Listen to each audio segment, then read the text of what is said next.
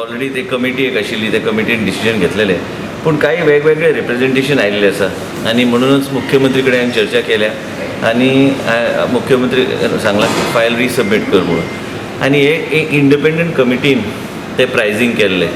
पूण आयज जेन्ना रिएक्शन येवंक लागली, कित्याक आमी आमच्या लेवलाचेर जें कितें सरकार करूंक सोदता लोकां खातीर, आनी आयज हांव एक मिसकोट जाला की नो VIP ट्रिटमेंट म्हणून. हांवें तशें म्हणूंक ना. हांवें सांगलां की प्रत्येक गोंयचो नागरीक VIP आहा आनी प्रत्येक नागरिकाक VIP सारको ट्रिटमेंट दिवपाची गरज आहा. पूण म्हाका दिसता काही न्यूजपेपरान ते मिसरिप्रेझेंट केलां. तुमच्या माध्यमांतल्यान एकूच सांगूंक सोदता की हें जें प्रायवेट हॉस्पिटलाचें कॅपिंग आहा ते मुख्यमंत्रीन परत एकदां आपल्या कडेन फायल धाड म्हणून सांगलां. इंडिपेंडंट कमिटीन जे कितें निर्णय घेतलेले ते निर्णयाची फायल आयजूच हांवें आपयल्या. फाल्यां भोवतेक सोमार पर्यंत मुख्यमंत्री कडेन पावतले. मग परत एकदां आमी ते कमिटी कडेन धाडून तांकां रॅशनल रिवायज जातले. पूण मेन म्हणजे त्यो प्रायवेट हॉस्पिटलाचे चार्जींग एक मर्यादा प्रमाणे आमी कंट्रोल करूं शकता, नाजाल्यार तेंचे चलपाचे मार्ग बंद जातलो. आमकां प्रत्येक बेड म्हत्वाचे आहा.